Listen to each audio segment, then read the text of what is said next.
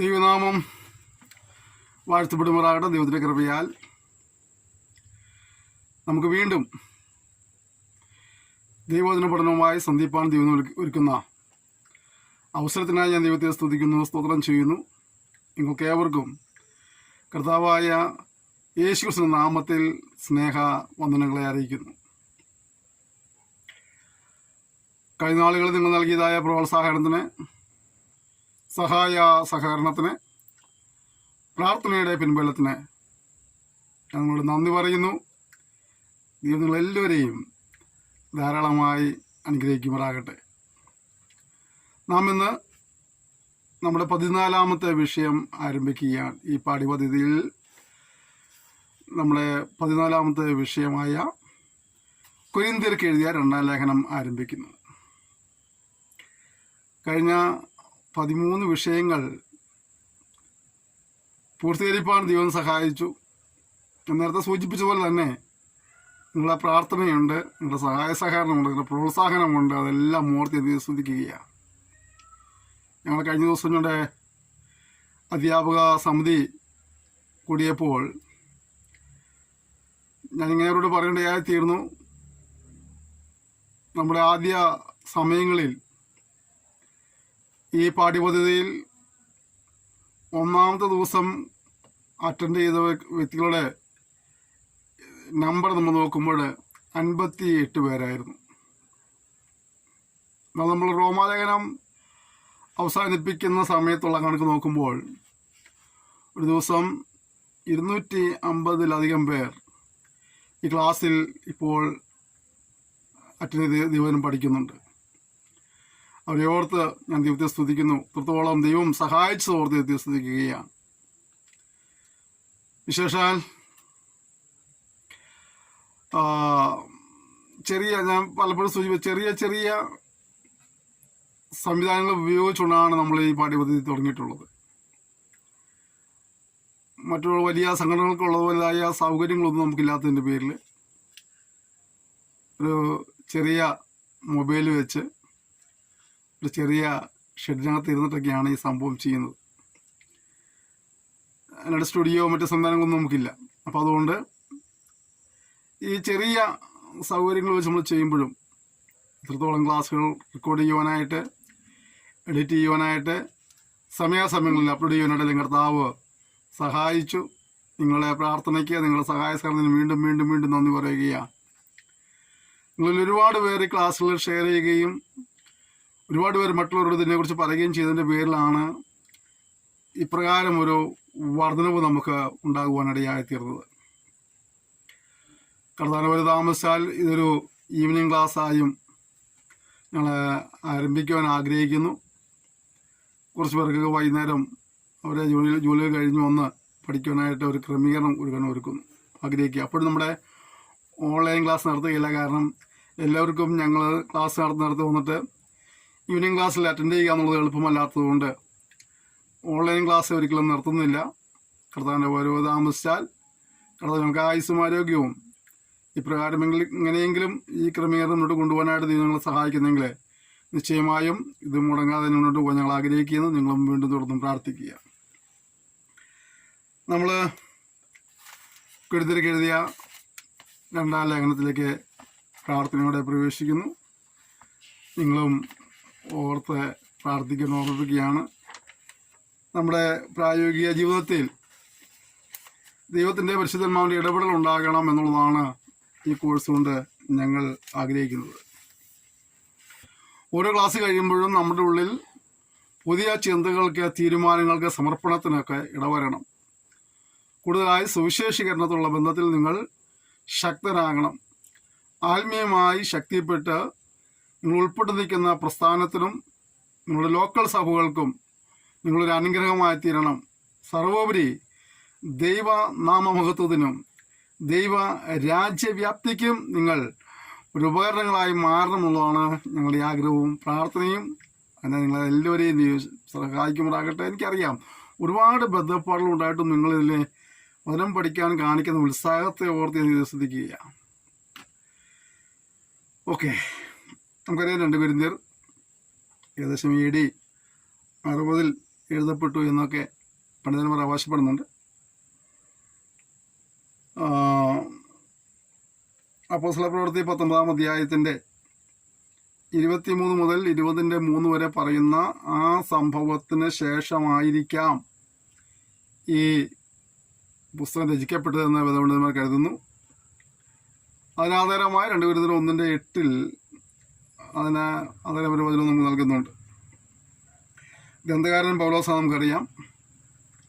ലക്ഷ്യമെന്നുള്ളത് നമുക്കറിയാം. കൊരിന്ത്യർക്ക് 1-ാം ലേഖനത്തിൽ നമുക്കറിയാം അദ്ദേഹം ക്ലോവയുടെ ആളുകളാൽ കൊരിന്ത്യ സഭയിൽ നടമാടിക്കൊണ്ടിരിക്കുന്നതായ അനൈക്യതയ്ക്കും മറ്റ് ദുർനടപടികൾക്കുമുള്ള എതിർപ്പുകൾക്കുള്ള അതിനുള്ള ഒരു മറുപടിയായിട്ടാണ് തന്നെ 1-ാം ലേഖനം ഇതുവനടിയായിത്തീർന്നത്. എന്നാൽ 2-ാം ലേഖനത്തിൽ തൻ്റെ ഉദ്ദേശം എന്നുള്ളത് ആദ്യ ലേഖനം വായിച്ച് തങ്ങളത്തൊക്കെ ഒരു മാനസാന്തരവും അനുതാപമൊക്കെ ഉണ്ടായി ഒരു ക്രമീകരണം വരുന്നവരെ ഒന്ന് ആശ്വസിപ്പിക്കുവാനും പ്രോത്സാഹിപ്പിക്കാനാണ് ഈ ലേഖനം ഉപയോഗിക്കുന്നുണ്ട്. അപ്പോൾ തന്നെ യഥാർത്ഥമായ ക്രിസ്തീയ ശുശ്രൂഷ എങ്ങനെയാണ് എന്നുള്ളത് അതിനേക്കാൾ തന്നെ ഒരു വിവരണം നൽകുവാനായിട്ട് താൻ ഈ ലേഖനം ഉപയോഗിക്കുന്നുണ്ട്.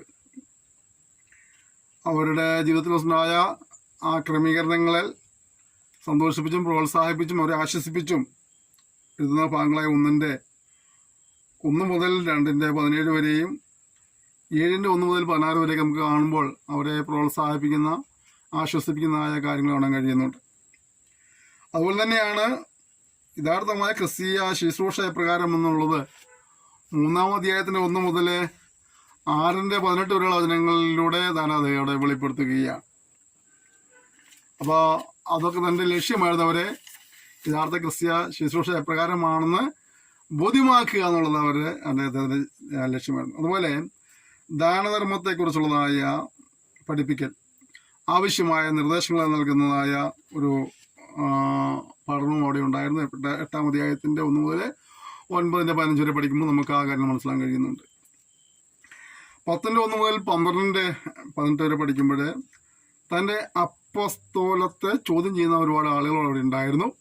തൻ്റെ അപ്പസ്തോലത്തെ ന്യായീകരിക്കുന്നതായ നിലയിലുള്ളതായ ചില എഴുത്തുകൾ നമുക്ക് 10-ാം അധ്യായത്തിന് 1 മുതൽ 12-18 വരെ കാണാൻ കഴിയുന്നുണ്ട്. അതിൻ്റെ 12-19 മുതൽ 13-14 വരെ വായിച്ചാൽ അനുസരണം കെട്ടവർക്കുള്ള മുന്നറിയിപ്പ് അവിടെ നൽകുന്നുണ്ട് അല്ലേ. ഇതിൻ്റെ സ്ഥിതി വിവര കണക്കുകളെ കുറിച്ച് ചിന്തിക്കുകയാണെങ്കിൽ വേദപുസ്തകത്തിലെ 47-ാമത്തെ പുസ്തകമാണിത്. 13 അധ്യായങ്ങളുണ്ട്, 255 വാക്യങ്ങളുണ്ട്, 28 ചോദ്യങ്ങളുണ്ട്. പഴയ നിയമ പ്രവചനങ്ങൾ അടങ്ങുന്ന 4 വാക്യങ്ങളുണ്ട്. പുതിയ നിയമ പ്രവചനങ്ങൾ അടങ്ങുന്നതായ 4 വാക്യങ്ങളുണ്ട്. 249 ചരിത്ര വാക്യങ്ങളും നിവൃത്തിയാകാത്ത 4 പ്രവചന വാക്യങ്ങളും നിവൃത്തിയായ 4 പ്രവചന വാക്യങ്ങളും ഇതിനകത്തുണ്ട്. ഞാൻ നേരത്തെ സൂചിപ്പിച്ചതുപോലെ ഇതിലെ പ്രധാനപ്പെട്ട പ്രതിവാദി വിഷയം എന്നുള്ളത് അപ്പസ്തോലിക അധികാരം, പൗലോസിൻ്റെ യോഗ്യത. 2:14 മുതൽ 6:10 വരെ 10:13 നമുക്ക് ആ ഭാഗം കാണാൻ കഴിയുന്നുണ്ട്. നമ്മളവിടേക്കൊക്കെ പിന്നെ വിവരിച്ച് പോകുന്നതുകൊണ്ട് ഇപ്പോൾ അങ്ങനെ ഓടിച്ച് പറഞ്ഞു പോവുകയാണ്. ലേഖനത്തിലെ ഐക്യം 2:13 തുടർച്ച പിന്നെ കാണുന്നത് 7:5 2:14 മുതൽ 7:4 വരെ. അതിൽ 6:14 7:1 ഒഴിച്ച് മുഴുവനും അപ്പോസ്തലിക ശുശ്രൂഷയെക്കുറിച്ചുള്ള വിവരണമാണ്. ഗുന്തർ ബോൺ കോം എന്ന് പറയുന്നതായ ഒരു വേദപണ്ഡിതന്റെ അഭിപ്രായത്തിൽ കുറഞ്ഞ പക്ഷം 5-ൽ കൂടുതൽ എഴുത്തുകളുടെ ഒരു സമാഹാരമാണ് 2 കൊരിന്ത്യർ എന്ന് അദ്ദേഹം ആവശ്യപ്പെടുന്നു. അതിൻ്റെ പേര് ഗുന്തർ ബോൺ കോം എന്നുള്ളതാണ്. 5-ലധികം കത്തുകൾ ക്രോഡീകരിച്ച് അതിൻ്റെ സമാഹാരമാണ് കൊരിന്ത്യർക്ക് എഴുതിയ 2-ാം ലേഖനം എന്നാണ് അദ്ദേഹം പറയുന്നത്.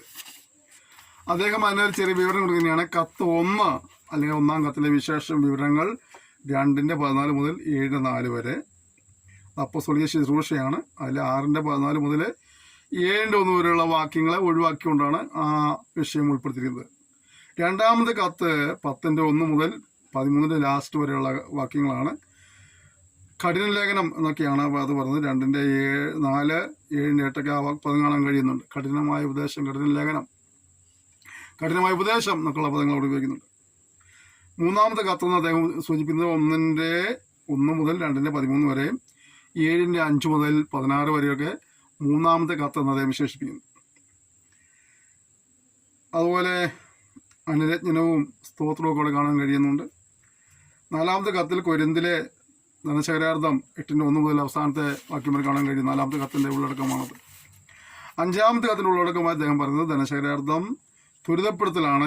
9:1 മുതൽ അവസാനത്തെ വാക്യം വരെ കാണാൻ കഴിയും. 6:14 മുതൽ 7:1 വരെയുള്ള വാക്യങ്ങൾ പിന്നീട് ചേർക്കപ്പെട്ടതെന്ന് വാദിക്കുന്ന പണ്ഡിതന്മാരുമുണ്ട്. ഈ എഴുത്തുകളിലൊപ്പം അല്ല പിന്നീട് ചേർത്തെന്ന് വാദിക്കുന്ന പണ്ഡിതന്മാരുമുണ്ട്. നമുക്കിതിൻ്റെ പശ്ചാത്തലമായിട്ട് നമ്മൾ ചിന്തിക്കുകയാണെങ്കിൽ, ഈ 1-ാം ലേഖനം അയച്ചു കൊടുത്തതിനും തിമത്തിയോസ് ആ സഭ സന്ദർശിക്കുന്നതിനും ശേഷം പൗലോസ് തന്റെ കാര്യപരിപാടിയിൽ അല്പമായ ഭേദഗതി വരുത്തിക്കൊണ്ട് കൊരിന്തിൽ ആരംഭിച്ച ധനശേഖരാർത്ഥം ത്വരിതഗതിപ്പെടുത്തുന്നതിനായിട്ട് തീത്തോസിനെ അവിടേക്ക് അയച്ചു എന്നുള്ള കാര്യങ്ങൾ കാണാൻ കഴിയുന്നുണ്ട്. നമ്മൾ ചേർന്ന് 1 കൊരിന്ത്യർ 4:17, 1 കൊരിന്ത്യർ 16:3 മുതൽ 9 വരെയും 2 കൊരിന്ത്യർ 8:6, 12:12 ചേർന്ന് പഠിക്കുമ്പോൾ നമുക്ക് ഈ കാര്യങ്ങൾ മനസ്സിലാകും. ഞാൻ ഈ റെഫറൻസ് പറഞ്ഞത് പഠിക്കുന്ന നോട്ട് എഴുതുന്ന വ്യക്തികൾക്ക് അത് എഴുതി വെച്ച് വീണ്ടും വീണ്ടും പഠിക്കാൻ വേണ്ടിയിട്ടാണ്. അതിനുശേഷം യഹൂദപക്ഷവാദികളായ ക്രിസ്തീയ മിഷണറിമാർ അവിടെ എത്തി. പൗലോസിന്റെ അപ്പസ്തോലത്തിന്റെ ആധികാരികതയെക്കുറിച്ച് അവർക്ക് സംശയം ഉണ്ടായിരുന്നു. അപ്പം ആ സംശയ നിവൃത്തി നമ്മൾ 2 കൊരിന്ത്യർ 3:1, 11:4 പഠിക്കുമ്പോൾ കാണാൻ കഴിയുന്നു. ഇങ്ങനെയുള്ള വിവരം അറിഞ്ഞപ്പോൾ അപ്പോസ്തലന്റെ അപ്പോസ്തോലിക അധികാരത്തെ സാധൂകരിച്ചുകൊണ്ട് അപ്പോസ്തോലിക ശുശ്രൂഷയുടെ പ്രതിവാദമായിട്ട് അദ്ദേഹം ഈ കത്ത് എഴുതി. ആണ് 1-ാമത്തെ കത്ത്. 2:14 മുതൽ 7:4 വരെയുള്ള ഭാഗത്ത്. ഈ കത്ത് അപ്പോസ്തലൻ എന്താണോ ഉദ്ദേശിച്ചത് ആ ഫലം തനിക്ക് കൈവരിക്കാൻ കഴിഞ്ഞില്ല. അപ്പോൾ അതുകൊണ്ട് അദ്ദേഹം വീണ്ടും കൊരിന്ത സഭ സന്ദർശിക്കുവാനായിട്ട് തീരുമാനിച്ചു. ഈ സന്ദർശനമാണെങ്കിലോ ഗുണത്തേക്കാൾ ദോഷമാണ് വരുത്തി വെച്ചത്. 2:1 മുതൽ 7:5 മുതൽ 2:1 മുതൽ 7:5 വരെ വാക്യങ്ങൾ സഭാംഗം പൗലോസിനെ പരസ്യമായി തീർത്തു, തന്നെ വളരെയധികം ദുഃഖിപ്പിച്ചു.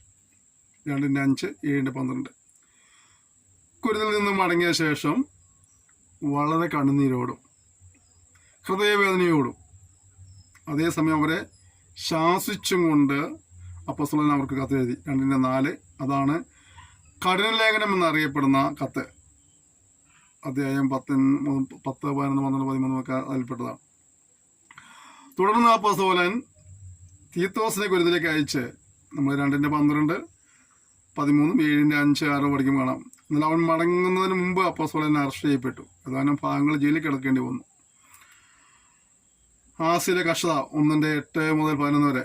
ജയിൽ വിമുക്തനായ ശേഷം തീത്തോസിനെ കാണുന്നതിനായി പൗലോസ് ത്രോവാസിലേക്കും അവിടെ നിന്ന് മക്കദോന്യയ്ക്കും പോയി. അവിടെ വെച്ച് തീത്തോസിനെ കണ്ട് കൊരിന്ത്യരിലുണ്ടായ മാനസാന്തരത്തെക്കുറിച്ച് കേട്ട് ആശ്വസിക്കുവാനിടയായി. 7:5 മുതൽ 16 വരെ വായിക്കുമ്പോൾ നമുക്ക് കാര്യം മനസ്സിലാവും. എന്നാൽ 2 കാര്യങ്ങൾ വ്യക്തമാക്കിയിട്ട്: 1, കുറ്റം ചെയ്തവന് നൽകേണ്ട ശിക്ഷ എന്ത്; 2, കൊരിന്ത്യ സന്ദർശിക്കുവാൻ സാധിക്കാത്തതിന് കാരണമെന്ത്. ഈ കാര്യങ്ങൾ വിശദീകരിച്ചുകൊണ്ട് എഴുതിയ കത്താണ് 3-ാമത്തെ കത്ത്. 1:1, 1:1 മുതൽ 2:13 വരെയും 7:5 മുതൽ 16 വരെയും. തുടർന്ന് കൊരിന്തിൽ ഇടയ്ക്ക് നിർത്തിവെച്ച ധനശേഖരം തുടരുവാൻ തീത്തോസ് തയ്യാറാണെന്ന് മനസ്സിലാക്കിയ പൗലോസ് അവന്റെ കൂടെ വേറെ 2 പേരെയും അയച്ച് 8:18 മുതൽ നമ്മൾ വായിക്കുമ്പോൾ കാണാൻ കഴിയുന്നത്. തീത്തോസിന്റെ കൈവശം കൊടുത്തയച്ചാണ് കത്ത് 4-ാമത്തെ കത്ത്. അധ്യായം 8-ാം അധ്യായമാണ് 4-ാമത്തെ കത്ത്. അവർ പോയതിനു ശേഷം അഖായിലെ മുഴുവൻ ക്രിസ്തീയ വിശ്വാസികളെയും ഉദ്ദേശിച്ചുകൊണ്ട് ഒരു എഴുത്തുകൂടി അവർക്ക് അയച്ചു. അതാണ് കത്ത് 5. അധ്യായം 9. അവസാനം പൗലോസ് തന്നെ കുരിന്തിൽ പോവുകയും പല മാസങ്ങൾ അവിടെ പാർക്കുകയും ചെയ്തു. അപ്പോസ്തല പ്രവൃത്തി 20:2-3 വാക്യം പഠിക്കാൻ കാണാൻ കഴിയുന്നുണ്ട്. അപ്പോൾ ഇതൊക്കെയാണ് ഇതിൻ്റെ പശ്ചാത്തലം. പ്രധാനമായും ഈ പുസ്തകം നമുക്ക് വേണമെങ്കിൽ 3 തരംതിരിച്ച് പഠിക്കാം. പ്രധാനമായിട്ടും 3 തരംതിരിക്കാം. 1, ശുശ്രൂഷയെ സംബന്ധിച്ചുള്ള വിശദീകരണങ്ങളുടെ വിവരണം. 1-ാം അധ്യായത്തിൻ്റെ 1 മുതൽ 7-ാം അധ്യായത്തിൻ്റെ അവസാനത്തെ വാക്യം വരെ ആ വിഷയങ്ങളെയാണ് അധികമായും കൈകാര്യം ചെയ്തിരിക്കുന്നത്. 2-ാമത്തെ വിഭജനം യെരൂശലേമിലെ വിശുദ്ധർക്കുള്ള ധനശേഖരത്തെക്കുറിച്ചുള്ള പ്രബോധനം 8-1 മുതൽ 9-ന്റെ അവസാനത്തെ വാക്യം വരെ. 3-ാമത്തെ വിഭജനം എന്നുള്ളത് പൗലോസിൻ്റെ അപ്പോസ്തലത്തെക്കുറിച്ചുള്ള അവകാശവാദങ്ങളാണ്. 10-1 മുതൽ 13-ന്റെ ലാസ്റ്റ് വരെയുള്ള ഭാഗങ്ങളെ ഈ അടിസ്ഥാനത്തിൽ വിഷയാടിസ്ഥാനത്തിലാണ് കൈകാര്യം ചെയ്തിരിക്കുന്നത്. നമ്മുടെ പഠനത്തിന് വേണ്ടി നമുക്ക് വേണമെങ്കിൽ ഒന്നും കൂടെ ഒന്ന് ലഘൂകരിച്ച് കീറി മുറിച്ച് വേണമെങ്കിൽ നമുക്ക് പഠിക്കാം. ഒന്ന് നിങ്ങൾക്ക് മനസ്സിലാകാൻ വേണ്ടി പഠിക്കുന്ന ആളുകൾക്ക് കുറച്ചും കൂടെ എളുപ്പത്തിന് വേണ്ടി ഞാൻ പറയാം. ഇതിൻ്റെ 1-ാം അധ്യായത്തിൻ്റെ, അതായത് 3-ആയി തിരിച്ചിട്ടുണ്ട്. അതിൻ്റെ 1-ാമത്തെ ഭാഗം ഏതാണ്? 1-ാം അധ്യായത്തിൽ 1 മുതൽ 7-ന്റെ അവസാനത്തെ വാക്യം വരെയാണ്. ആ 1-ാം അധ്യായത്തിൻ്റെ 1-ാമത്തെ വാക്യം മുതൽ 7-ാം അധ്യായത്തിൻ്റെ ഒടുവിലത്തെ വാക്യം വരെ നമുക്ക് വേണമെങ്കിൽ പിന്നെയും ഒന്ന് വെട്ടി മുറിച്ച് ചെറുതാക്കി പഠിക്കാൻ കഴിയും. 1-ാം അധ്യായത്തിൻ്റെ 1-2 വാക്യങ്ങൾ വന്ദനമാണ്. 1-ാം അധ്യായത്തിൻ്റെ 3 മുതൽ 11 വരെ കഷ്ടതയിൽ ആശ്വസിപ്പിക്കുന്ന ശുശ്രൂഷ എന്നുള്ള വിഷയമാണെങ്കിൽ 1-ന്റെ 12 മുതൽ 2-ന്റെ 17 വരെ യാത്രാ പരിപാടികളിലെ മാറ്റങ്ങളാണ്. 3-ന്റെ 1 മുതൽ 5 വരെ ശുശ്രൂഷയ്ക്കുള്ള പൗലോസിൻ്റെ യോഗ്യതയെക്കുറിച്ച് വിവരിക്കുന്നു. 3-ന്റെ 6 മുതൽ 18 വരെ ഉടമ്പടികളെക്കുറിച്ചുള്ള വിവരണമാണ്. 4-ന്റെ 1 മുതൽ 6 വരെ സുവിശേഷീകരണത്തിനായുള്ള കടപ്പാടുകളാണ് വിവരിക്കുന്നത്. 4-ന്റെ 7 മുതൽ 18 വരെ പഠിക്കുമ്പോൾ സ്വർഗീയ ശക്തിയാൽ നിറയപ്പെട്ട മൺപാത്രങ്ങൾ, അഥവാ നമ്മിൽ ദൈവാത്മശക്തിയെ പകർന്നിരിക്കുന്നതിനെ കുറിച്ചുള്ള വിവരണമാണ് നൽകുന്നത്. 5-ന്റെ 1 മുതൽ 10 വരെ പഠിക്കുമ്പോൾ ക്രിസ്തുവിൻ്റെ ന്യായാസനത്തെക്കുറിച്ചുള്ള മുന്നറിയിപ്പ്. ഓരോരുത്തരും ശരീരത്തിൽ ഇരിക്കുമ്പോൾ ചെയ്തത് നല്ലതാകിലും തീയതാകിലും തക്കവണ്ണം പ്രാപിക്കേണ്ടതിന് നാം എല്ലാവരും ക്രിസ്തുവിൻ്റെ ന്യായാസനത്തിന് മുമ്പാകെ നിൽക്കേണ്ടി വരുമെന്നുള്ളതായ വിവരണം. അടുത്തത് 5-ന്റെ 11 മുതൽ 6-ന്റെ 2 വരെ പൗലോസിൻ്റെ നല്ല മനസ്സാക്ഷി. 6-ന്റെ 3 മുതൽ 10 വരെ പൗലോസിൻ്റെ പെരുമാറ്റം എപ്രകാരമുള്ളതിനെ കുറിച്ചുള്ള ഒരു വിവരണം താൻ നൽകുകയാണ്. 6-ന്റെ 11 മുതൽ 13 വരെ ഹൃദയവിശാലതയ്ക്കും സ്നേഹാതുരനുമായുള്ള ഒരു അഭ്യർത്ഥന നൽകുകയാണ്. 6-ന്റെ 14 മുതൽ 7-ന്റെ 1 വരെ വേർപാടിനായുള്ള അപേക്ഷയാണ്. 7-ന്റെ 2 മുതൽ 16 വരെ കുരിന്തിനെക്കുറിച്ച് കേൾക്കുന്ന നല്ല വാർത്തയ്ക്കുള്ള സന്തോഷം, അവരുടെ ജീവിതത്തിലുണ്ടായ മാറ്റവും ക്രമീകരണവും അനുതാപവും എല്ലാം കേട്ട് കഴിഞ്ഞപ്പോൾ ഉണ്ടായ സന്തോഷവും അവിടെ അറിയിക്കുകയാണ്. 2-ാമത്തെ ഭാഗം നമുക്കറിയാം. 8-ന്റെ 1 മുതൽ 9 ലാസ്റ്റ് വരെ 2 അധ്യായങ്ങൾ അവിടെ കാണിക്കുന്നത്. 8-ന്റെ 1 മുതൽ 9 വരെ ധാരാളമായി കൊടുക്കുന്നതിലുള്ള ദൃഷ്ടാന്തം പറയുന്നു. 8-ന്റെ 10 മുതൽ 11 ധർമ്മശേഖരം പൂർത്തിയാക്കുവാനുള്ള പ്രബോധനം നൽകുകയാണ്. 8-ന്റെ 12 മുതൽ 15 വരെ ഔദാര്യമായി നൽകുന്നതിനുള്ള 3 നല്ല തത്വങ്ങൾ അവിടെ കാണിച്ചു കൊടുക്കുകയാണ്. 8-ന്റെ 16 മുതൽ 24 വരെ ധർമ്മശേഖരം നടത്തുന്നതിൽ യോഗ്യരായവർ ആരൊക്കെയാണ് കാര്യങ്ങൾ വിവരിക്കുന്നു. 9-ന്റെ 1 മുതൽ 5 വരെ കുരിന്തിനെക്കുറിച്ചുള്ള പൗലോസിൻ്റെ പ്രശംസ ശാസിക്കുവാൻ മാത്രമല്ല, അവരിൽ നല്ല കാര്യങ്ങൾ കാണുമ്പോൾ അവരെ പ്രശംസിക്കുവാനും പൗലോസ് ഇവിടെ സമയം കണ്ടെത്തുകയാണ്. 9-ന്റെ 6 മുതൽ 15 വരെ പഠിക്കുമ്പോൾ ഔദാര്യമായി കൊടുക്കുന്നതിനുള്ള പ്രതിഫലത്തെക്കുറിച്ച് കാണുന്നു. ഇങ്ങനെ 3-ാം ഭാഗം നമ്മൾ നേരത്തെ ചിന്തിച്ച 3-ാം ഭാഗം 10-ന്റെ 1 മുതൽ 13-ന്റെ ലാസ്റ്റ് വരെ ഇതാണ് അപ്പോസ്തലത്തെക്കുറിച്ചുള്ള വിവരണങ്ങളാണ്. 10-ന്റെ 1 മുതൽ 12 വരെ തനിക്കെതിരെ ആരോപിച്ചതായ കുറ്റാരോപണങ്ങൾക്കുള്ള മറുപടി താൻ നൽകുകയാണ്. 10-ന്റെ 13 മുതൽ 16 വരെ ക്രിസ്തുവിന് വേണ്ടി പുതിയ തലങ്ങൾ സൃഷ്ടിക്കുവാനുള്ള ഉപദേശം. 10-ന്റെ 17 മുതൽ 18 വരെ കർത്താവിൻ്റെ പ്രശംസ കാണാൻ കഴിയുന്നു. 11:1 മുതൽ 15 വരെ പൗലോസിന്റെ അവകാശവാദങ്ങൾ നമുക്ക് കാണാൻ കഴിയുന്നുണ്ട്. 11:16 മുതൽ 33 വരെ പൗലോസിന്റെ കഷ്ടതകൾ കാണാൻ കഴിയുന്നു. 12:1 മുതൽ 10 വരെ പൗലോസിന്റെ അപ്പസ്തോലത്തെ പിന്തുണയ്ക്കുകയാണ്. അവന്റെ വെളിപ്പാടുകളിലൂടെ അപ്പസ്തോലത്തെ പിന്തുണയ്ക്കുന്നു. 11 മുതൽ 13 വരെ പൗലോസിന്റെ അടയാളങ്ങൾ അപ്പോസ്തലത്തെ സമർത്ഥിക്കുന്നു. 12:14 മുതൽ 13:1 വരെ കൊരിന്തിലുള്ള അപ്രതീക്ഷിത സന്ദർശനം. 13:2 മുതൽ 6 വരെ കൊരിന്തിലായവർ അപ്പോസ്തലത്തെ സമർത്ഥിക്കുന്നു. 13:7 മുതൽ 10 വരെ കൊരിന്ത്യർക്ക് നന്മ ചെയ്യുവാൻ പൗലോസിന്റെ ആഗ്രഹം. 13:11 മുതൽ 14 വരെ തൃത്വനാമത്തിലുള്ള ആശീർവാദമുണ്ട്, യാത്രാമൊഴിയുമുണ്ട്. ഇതൊക്കെയാണ് ആ പുസ്തകത്തെ നമുക്ക് ഒന്ന് വിശകലനം ചെയ്ത് പഠിക്കുമ്പോൾ കിട്ടുന്ന ചെറിയ ചെറിയ വിവരങ്ങൾ. നമുക്ക് ഈ ബാഹ്യമായ വിവരങ്ങൾ നിൽക്കട്ടെ. അപ്പോൾ അതൊക്കെ പുസ്തകത്തിലേക്ക് പ്രവേശിക്കാം. 1-ാം അധ്യായം 1-ാം വാക്യം. ദൈവേഷ്ടത്താൽ ക്രിസ്തുയേശുവിൻ്റെ അപ്പോസ്തലനായ പൗലോസ്.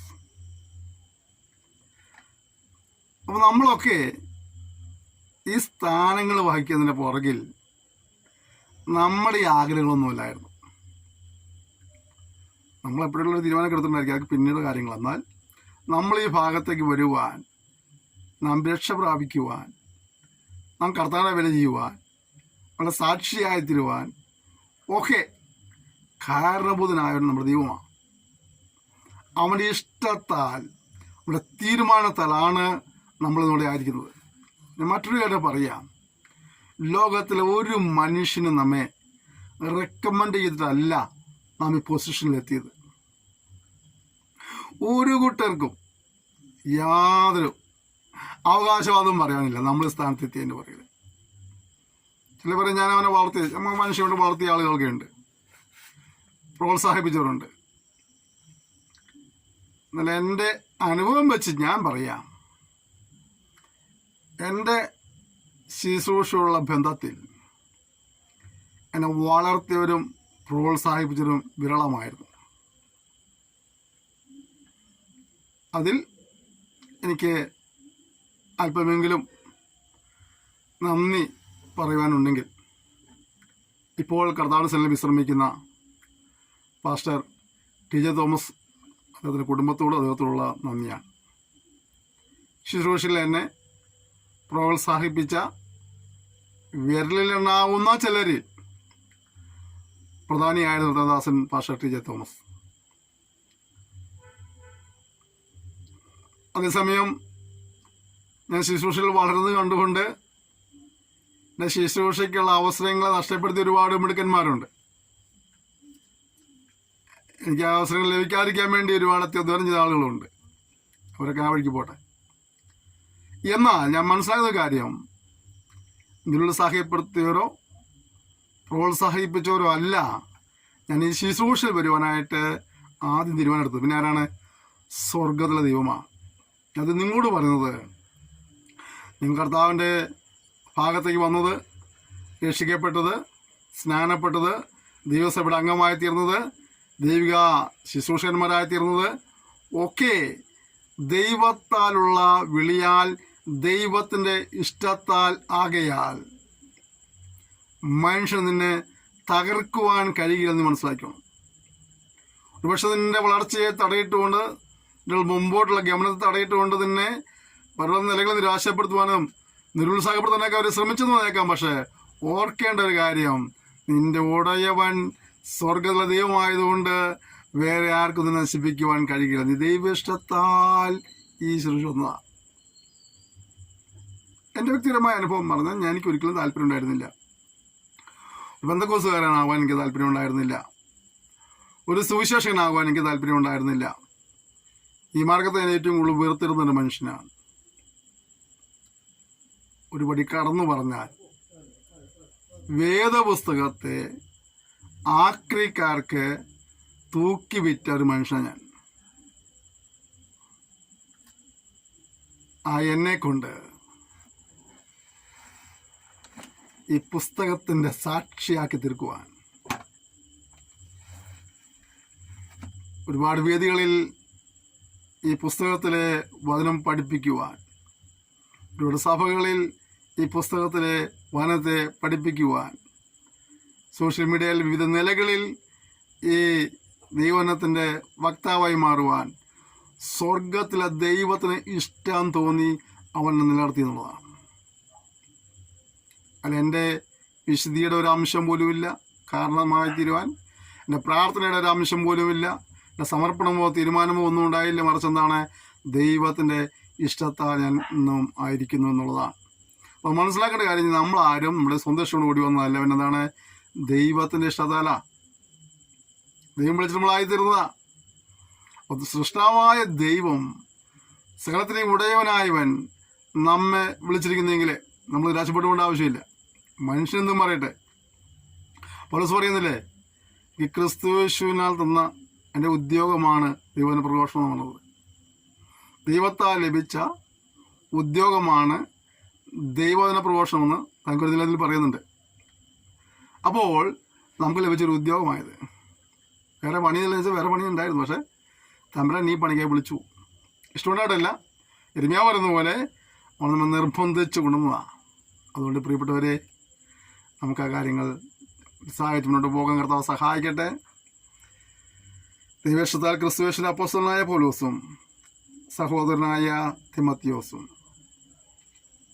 കൊരിന്ത്യയിലെ ദൈവസഭയ്ക്കും അഖായിൽ എല്ലായിടത്തുമുള്ള സകല വിശുദ്ധന്മാർക്കും കൂടി എഴുതുന്നത്, നമ്മുടെ പിതാവായ ദൈവത്തിൽ നിന്ന് കർത്താവായ യേശു ക്രിസ്തുവിൽ നിന്നും നമുക്ക് കൃപയും സമാധാനവും ഉണ്ടാകട്ടെ.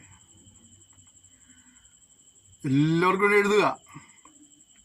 കൊരിന്ത്യർക്ക് ഞങ്ങൾ എഴുതുന്നത്, കൊരിന്ത്യയിലെ ദൈവസഭയ്ക്ക് വേണ്ടി എഴുതുന്നത്, കൂടെ അഖായിൽ എല്ലായിടത്തുമുള്ള സകല വിശുദ്ധന്മാർക്കും കൂടെ എഴുതുന്നത്. എന്താ പറഞ്ഞത്? നിങ്ങൾക്ക് എല്ലാവർക്കും എന്തുണ്ടാവണം? കർത്താവായ ക്രിസ്തുവിൽ നിന്നും, പിതാവായ ദൈവത്തിൽ നിന്നും കർത്താവായ ക്രിസ്തുവിൽ നിന്നും കൃപയും സമാധാനവും ഉണ്ടാകട്ടെ. പൗലോസ് ലേഖനം കൊണ്ട് ഉദ്ദേശിക്കുന്നതാണ് എല്ലാവർക്കും കൃപയുണ്ടാകണം, സമാധാനം ഉണ്ടാകണം എന്നുള്ളതാണ്. എന്തായാലും ഭൂമിയിൽ ഇല്ലാത്തത് സമാധാനമാണ് ഇല്ലാത്തത്, അല്ലേ? പണ്ടത്തേലൊക്കെ മനുഷ്യന് സാമ്പത്തികമായിട്ടൊക്കെ മുന്നേറ്റമൊക്കെ ഉണ്ടായിട്ടുണ്ട്, ഉയർച്ചകളുണ്ടായിട്ടുണ്ട്, വിദ്യാഭ്യാസപരമായ ഉയർച്ചകളുണ്ടായിട്ടുണ്ട്, സാമൂഹികപരമായ പരിഷ്കാരങ്ങൾ വന്നുണ്ടായിട്ടുണ്ട്. പുറമേ നോക്കുമ്പോൾ പലരെയും നാം സമ്പന്നരെന്നും ഭാഗ്യവാന്മാരെന്നും ഭാഗ്യവതികളെന്നൊക്കെ പറയാറുണ്ട്. പക്ഷേ അവരുടെ ജീവിതത്തിൻ്റെ അടുത്ത് ചെന്നിട്ട് അവരുമായി സംസാരിക്കാൻ കഴിഞ്ഞാൽ അവർ പറയും, ഞങ്ങളുടെ ജീവിതത്തിൽ സമാധാനമില്ല എന്ന് പറയാൻ കഴിയും. പണമുണ്ടായിട്ടും പ്രശസ്തി ഉണ്ടായിട്ടും എത്രയോ പേരാണ് ജീവിതത്തിൽ സമാധാനം നഷ്ടപ്പെട്ട് ആത്മഹത്യ ചെയ്തത്. എത്ര പേരാണ് ഇന്നും ആത്മഹത്യയോട് ചിന്തിക്കുന്നത്? ഏതെങ്കിലും ചില വ്യക്തിബന്ധങ്ങളുടെ പേരിൽ അവർ ആ ആത്മഹത്യ ചെയ്യാൻ മടിച്ചു നിൽക്കുക. കുഞ്ഞുങ്ങളുടെ പേരിലാവാം, പ്രായമായ മാതാപിതാക്കളുടെ പേരിലാകാം, തന്നെ ഡിപ്പെൻഡ് ചെയ്തിരിക്കുന്ന സഹോദരന്മാരുടെ പേരിലായിരിക്കാം. അങ്ങനെയൊക്കെ ജീവിതത്തിൽ സമാധാനവും സന്തോഷം നഷ്ടപ്പെട്ടിട്ടും ജീവിക്കാൻ താല്പര്യമില്ലാഞ്ഞിട്ടും ചിലർക്ക് വേണ്ടിയെങ്കിലും ഞാൻ ജീവിച്ചേ മതിയാവുകയുള്ളൂ എന്നുള്ള ചിന്തയോടുകൂടി ചിലർ ഇന്നും ജീവിക്കുന്നുണ്ട്. അവർക്ക് എന്താ സംഭവിച്ചത്? സമാധാനമില്ല, സന്തോഷമില്ല. നമുക്കറിയാം, മനുഷ്യൻ്റെ ജീവിതത്തിൽ പുറമേയൊക്കെ പോയിട്ട് എന്തെങ്കിലും അസമാധാനമൊക്കെ ഉണ്ടെങ്കിലും അവൻ കുടുംബത്തിൽ വരുമ്പോൾ അല്പം സമാധാനം കിട്ടിയാൽ സന്തോഷകരം. പക്ഷേ ഇന്ന് പല കുടുംബങ്ങളിലും അവിടെ ഉള്ളവർ അവിടെ നിന്ന് ഇറങ്ങി ഓടാൻ ആഗ്രഹിക്കുകയാണ്.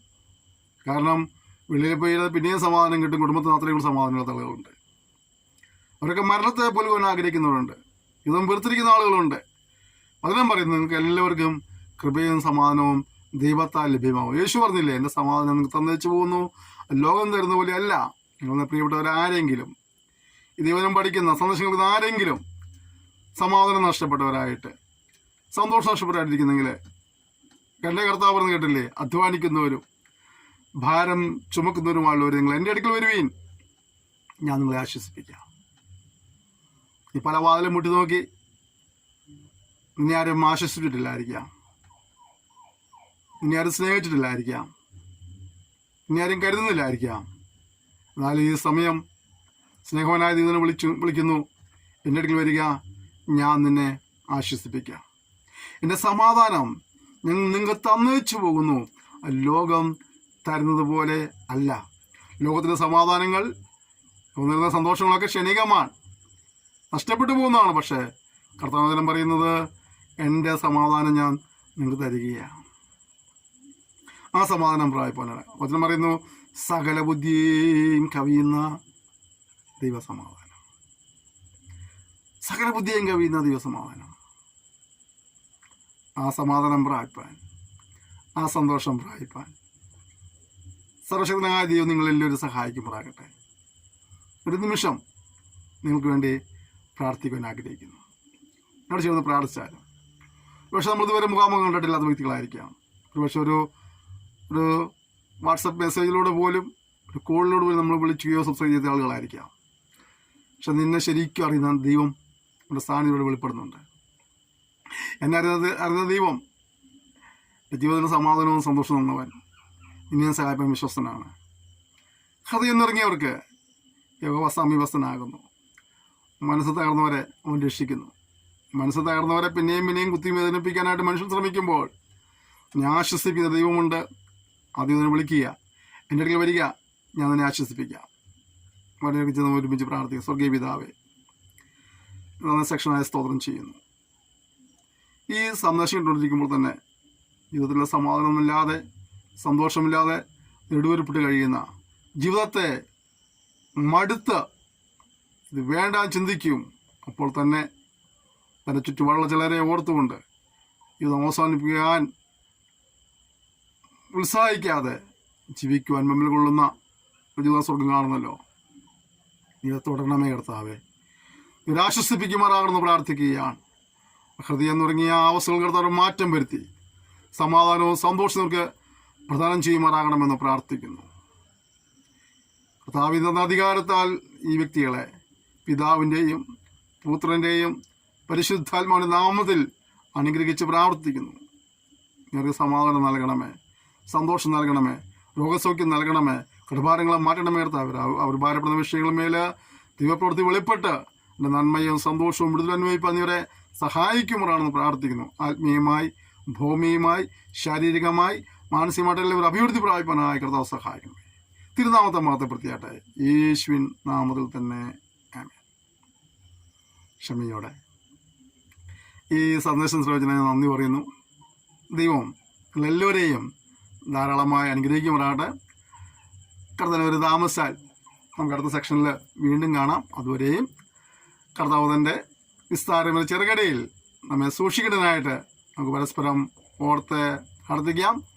സന്ദേശങ്ങൾ പങ്കുവയ്ക്കണം, ശുശ്രൂഷ ഓർത്ത് പ്രാർത്ഥിക്കണം. എല്ലാ സഹകരണത്തിലും കൂടി ഞാൻ നന്ദി പറയുന്നു. Thank you. May God bless you.